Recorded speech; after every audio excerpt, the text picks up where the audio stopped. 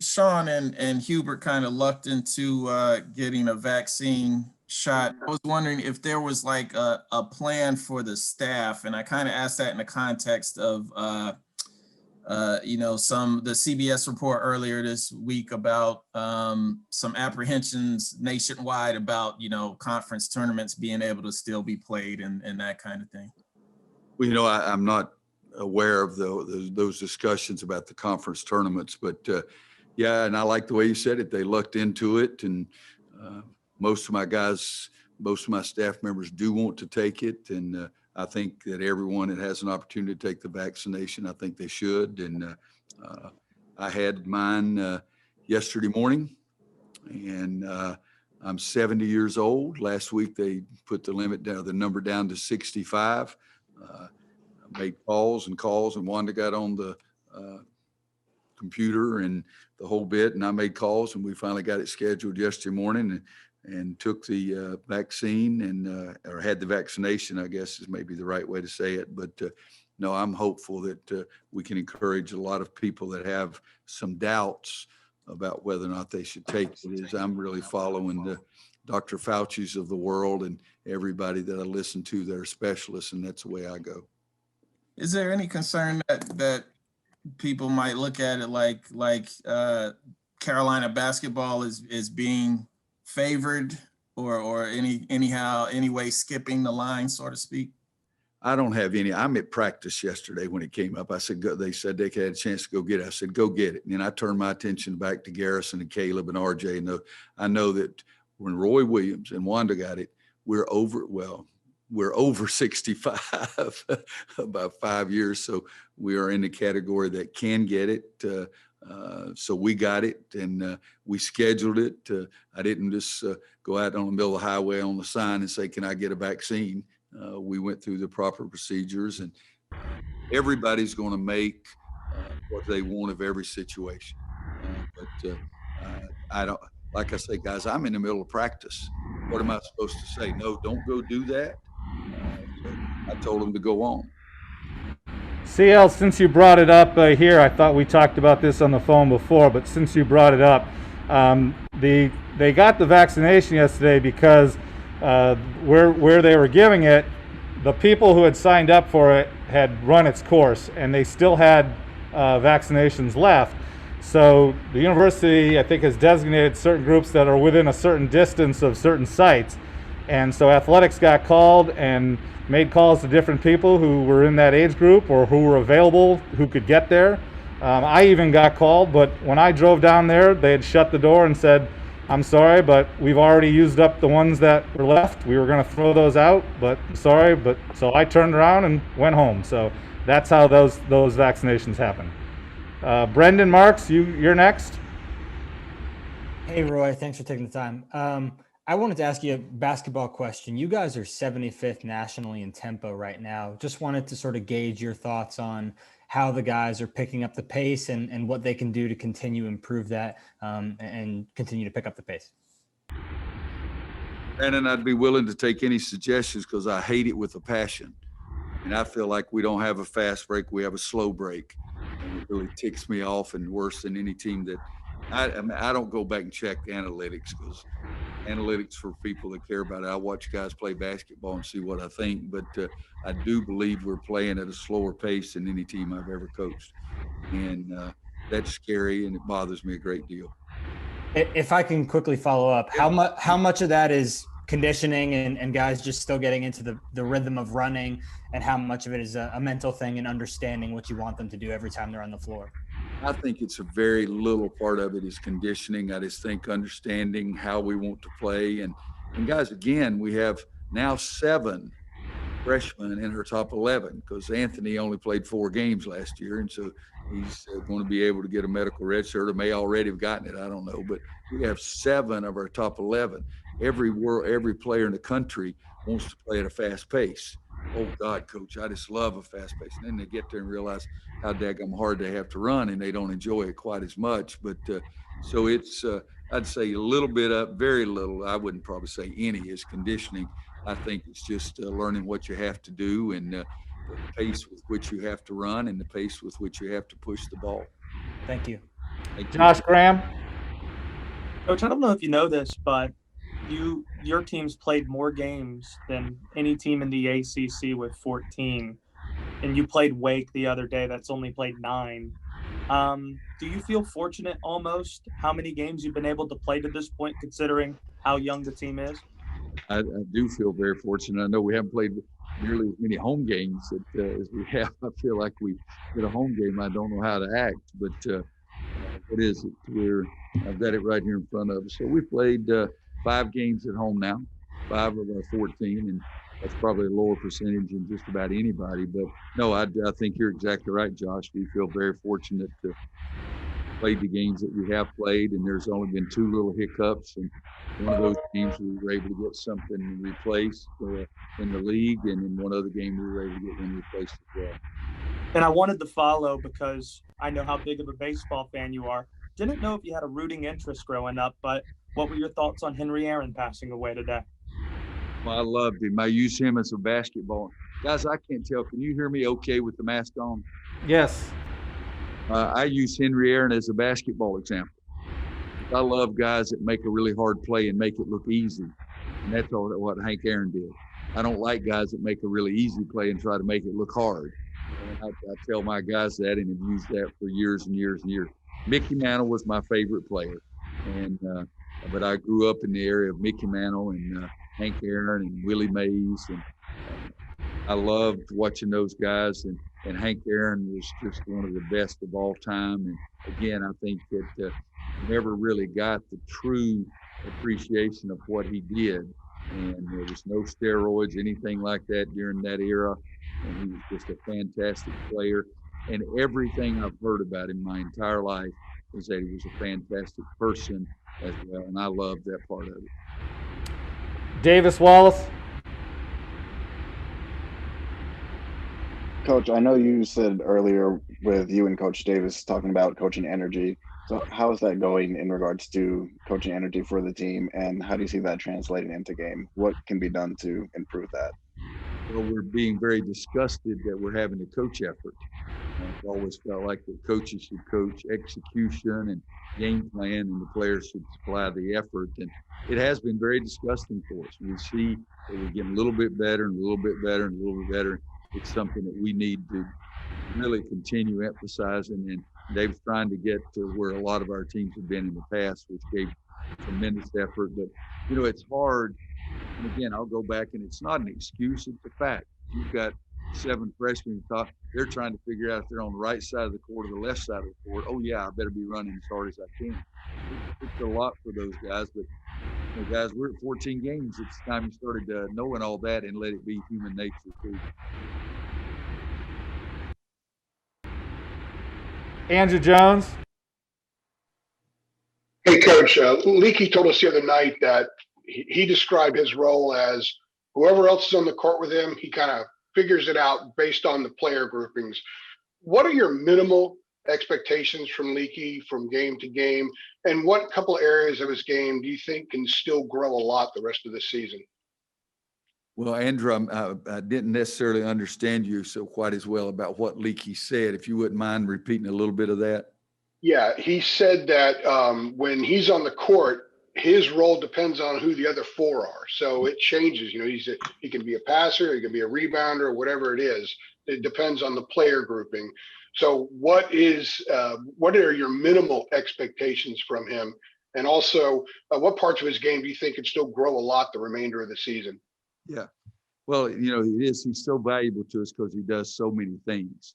But his role always is going to be the best defensive player on the floor and give us another rebounder on both ends of the floor, on the offensive board and the defensive board. But he also has that role of, okay, sometimes you're going to have to be the point guard. Sometimes you're going to get the ball off the board and push it down the court, so you have to be a playmaker. So I think when he loses himself in the game mentally on the defensive end of the floor, his play is so much better. And I think we need him to continue that. And yes, he's fantastic at running the floor, getting the guys pitch ahead to him. If we can get some more of those pitch aheads, take the ball to the basket, I think is good. In the game against Wake Forest, 8 assists and 1 turnover. So he does have a better appreciation of the value of the ball than some of the other guys. But I think explaining it like that is good for Leaky, but it's also a little bit of a role that everybody plays. And it's part of the game of basketball. But in my opinion, he should be the best perimeter defensive player in the league. I want him to focus on that. I want him to get to the board. I want him to be Dudley Bradley. I want him to be Jackie Manuel. Oh, yeah, you scored 4 out of 4 from three-point line against Miami. That's fantastic. Well, but I want him to be that Jackie Manuel and Dudley Bradley. And I mean, Dudley Bradley was the best defensive player in college basketball. And his senior year, he didn't average in double figures. For his career, he probably averaged 4 points a game, but he was the 13th, I think. It's a long time ago, probably before some of you guys were alive. I think he was the 13th player taken in the draft, and it was just because what he did defensively. Adam, if I can, no, Angie, I got a bunch. Adam, then Kip. Hey Roy, you've talked several times about how recruiting has changed, and if you had your preference, you would just hop on a plane and go fly somewhere and watch a guy shoot free throws if you could, just to be able to see him in person, but you can't do that. Like so, how has that changed what you are doing? Are you having to FaceTime these guys more? Are you calling these guys more? Is someone helping you out with that? Just how are you going about that, and what's it like for you? I hate it. There's no question about it. I like to be in front of a guy and let him see my face and me see his face, his family, and the same thing. But I'm calling more, texting more. Yes, I have to have help with the Zoom and all that kind of stuff, but I'm not as comfortable with it, and I don't think I'm as good at it as a lot of people. I know I'm not as good at the Zoom and junk like that as a lot of people, but I have my entire life relied on the personal touch and the personal relationship. Kip, then Macy. Yeah, hi, Roy. First, appreciate you noting that some of us are too young to remember Dudley Bradley. Kip, I saw you when I said that. Thanks. Hey, looking at the numbers from the Wake Forest game, your team shoots attempts 9 3-pointers. Is that more what you want to see in terms of that, in a game-by-game basis? That's about right for your club? Kip, I've never told my players a number, but I want them to attack inside first, either by dribble or pass. If Caleb can dribble the ball while he basket, I want him to shoot it. If he can throw it in there to Garrison, I want him to shoot it. But I want to attack inside first. And then if it goes inside and it comes back out and you're open, shoot the daggum basketball. But I've never put a number on it. I've always been one to like balance. I want to have inside scoring, and I want to have guys making three-point shots. What were we at? 3 for 9 against Wake or something like that? Something like that. I'd like to make more threes than that. There's no question about it. But at the same time, I like shooting right at 55% in the second half. Macy, then Greg Barnes. Hi, Roy. With the NC State game this weekend and Duke game coming up soon, how do you prepare the newcomers for these, so to speak, rivalry games that are garnering a lot of attention? Well, dear, I'm telling you the gospel truth. We play State tomorrow. I have no freaking idea who we play next. And I never look down the schedule. I'm just telling you, you guys can laugh. You don't have to believe it. Well, who do we play next? Pitt, at Pitt. Pittsburgh. Pittsburgh next week. And that I don't have any idea. I never look down the schedule. And I'm being honest. I never look down the schedule. I know we play State tomorrow, and the whole league is ACC, or they're all rivalry games. And if you're playing Stony Brook. I got a friend of mine that coaches at Stony Brook. If you're playing Stony Brook, I'm going to try to be focused on Stony Brook, not who we're going to play after Stony Brook. Got time for a couple more questions. Greg Barnes, then Tom Shanahan. Hey, Roy, to my untrained eye, it seemed as though State had success with the ball screen in that first game a couple weeks ago. How do you think your team has developed and grown and being able to defend that screen better? Greg, and that's nice of you to say untrained eye, but they beat us in every way you can be beaten. They beat us with the ball screen. They beat us with inside play. They beat us with shooting the threes on and making them. We did, in my mind, it was the worst defensive game I've ever had a team coach. Ever had a team play. Maybe that's the worst defensive game I've ever coached as well. But they were the aggressor and everything. They made shots. They got the ball where they wanted. They drove it to the basket. They turned us over, took it down the court. It was they manhandled us the way I look at it. And we were fortunate, got some breaks in the second half and made a couple of shots and got it close. But it wasn't just a screen on the ball. I mean, Devin Daniels drives the ball to the basket the first 2 or 3 times. Helms all year long have been slipping the screen. In this game, he said every screen they held it a long time. It didn't slip the screen. They were a step ahead of us in everything that happened during the game. Last 3 questions. Tom Shanahan, then Royal Howell, then Chansky. Go ahead. Hi, Coach. I also have a Hank Aaron question with Coach Dean Smith's history. I wanted to ask you if you and or Dean ever had a chance to meet with Hank and talk to him about race in American sports. You know, I don't know about Coach Smith.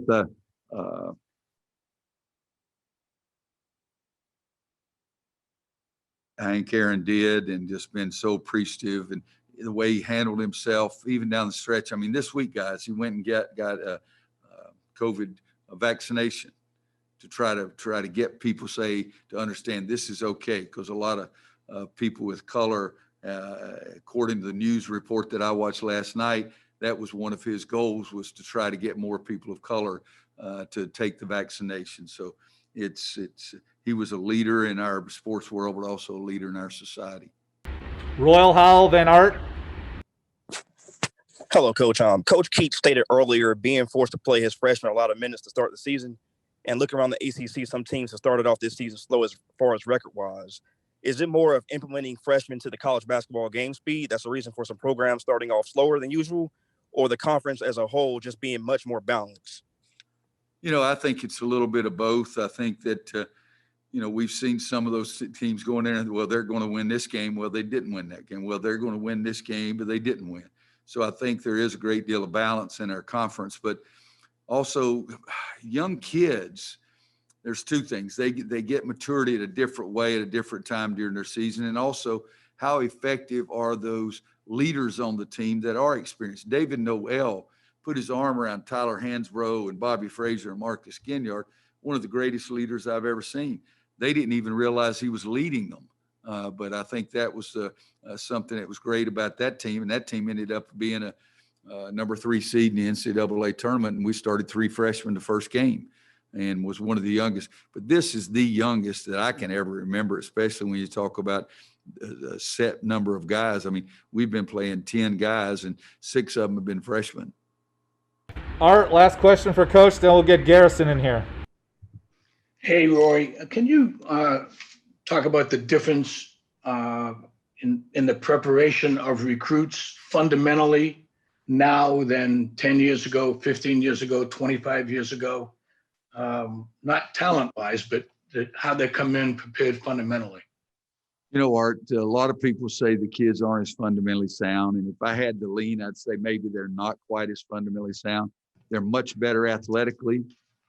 They're much more worldly. But, you know, there's some things that will be fundamentally sound. I mean, the old pick and roll, you have to teach guys how to run the pick and roll because it's not done. Nobody on my team has probably ever played a pickup game on an outdoor court and with older guys and that kind of thing. So that part is a negative. Their athleticism is a positive. But I think, to me, the biggest problem we have with young guys, and this is just me, is winning. And I mean, I'm serious. Winning is not as important. You play in a summer league. I saw Ty Lawson play in a game, and Ty was great for us. I mean, he fit what I want as a point guard, as good or better than anybody I've ever come close to having. And I see him play in a summer. He plays 5 games in one day. And he made a bonehead play at the end of one of those games that almost cost him the game. And so when I'm sitting right behind their bench, like 6, 8 feet behind their bench, and they come over there and the coach said, all right, guys, grab your stuff. We're on court 4 in 50 minutes.